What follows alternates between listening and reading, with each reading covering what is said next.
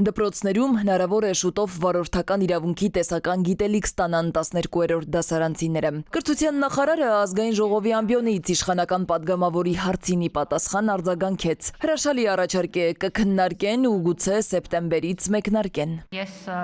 կողմ եմ, որպեսզի 12-րդ դասարանում վարորդական դասընթացը առնվազն տեսական մասով դառնա հնարավորություն մեր աշակերտների համար եւ իրենք կարողանան նաեւ հանձնել համապատասխան քննությունները, վստահ եմ, որ կարող ենք առնվազն սկսել փորձարկել օրինակ ավագ դպրոցներից հաշվի առնելով նաև կադրային հնարավորությունները։ Նախարարի այս հայտարարությունը քննարկումների առիթ դարձավ։ Ոլորտի փորձագետները նշում են, թեև աշխարհում ընդունված պրակտիկա է, որոշ երկրներում նույնիսկ պարտադիր, բայց մեր երկրում այն ներդնելու համար բավականին մեծ ջանքեր կպահանջվեն։ Դրա տեսական ուսուցումը անիմաստ է, այսինքն եթե մենք պետք է դպրոցներում տեսական սովորեցնենք, դա անիմաստ է, որտեղ աշակերտը ինքն էլ կարող է այդ հարցերը վերցնել, տանը տեսական սովորի։ Ուսուցման ամբողջ արժեքը իր գործնական հատվածի մեջ է։ Իսկ գործնական հատվածը անելու համար դպրոցներին պետք են մեքենաներ, ինստրուկտորներ, իսկ դա հսկայական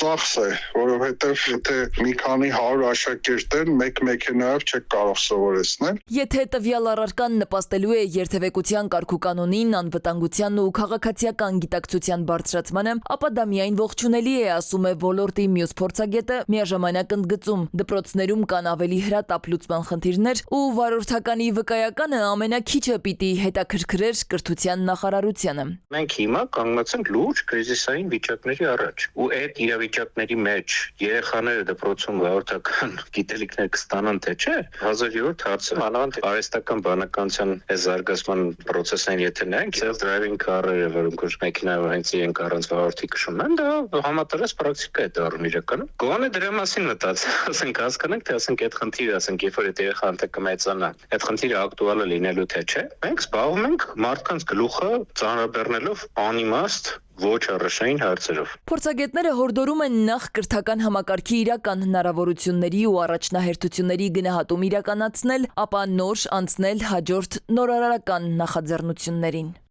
Սվետլանա Ավդիշյան, ժամը լրատվական։